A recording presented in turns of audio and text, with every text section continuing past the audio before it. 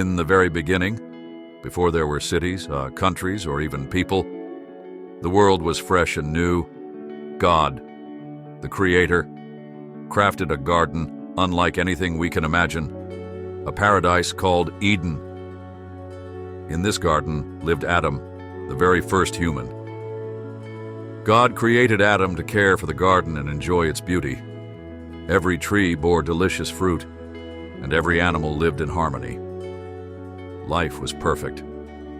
God said to Adam, "You may eat freely from every tree in the garden except one, the tree of the knowledge of good and evil. If you eat from that tree, you will surely die."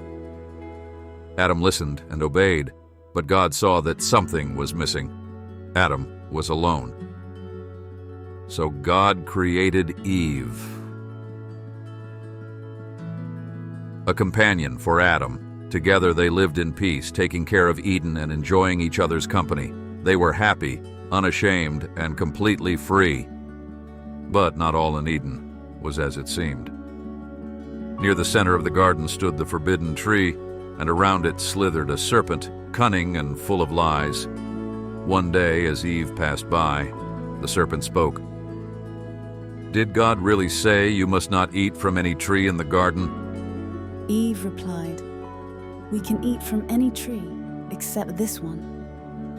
God said if we eat it or even touch it, we will die." The serpent scoffed, "You won't die. God knows that if you eat it, you'll become like him, knowing good and evil." Eve hesitated, gazing at the fruit.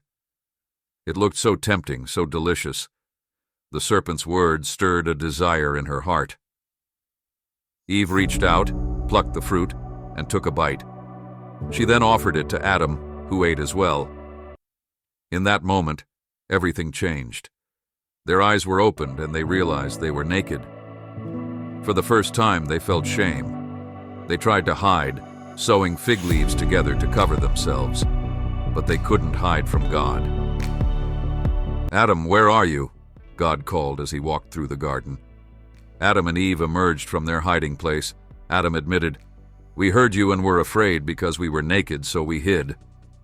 To Adam he said, "Because you listened to your wife and ate the fruit, the ground is cursed. You will work hard for your food, and life will be full of struggle." Even in their failure, God showed compassion. He made clothes for Adam and Eve, covering their shame. But paradise was lost.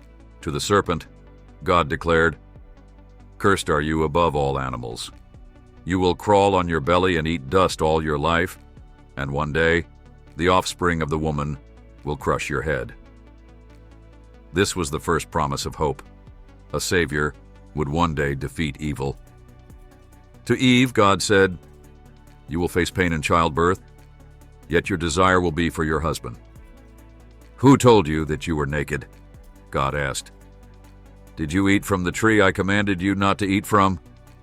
Adam pointed to Eve. "It was the woman you gave me. She gave me the fruit." Eve said, "The serpent deceived me and I ate."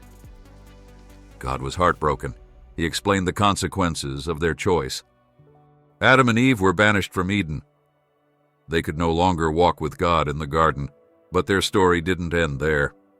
Though their choice brought pain into the world, it also set the stage for God's greater plan, a plan to restore what was lost.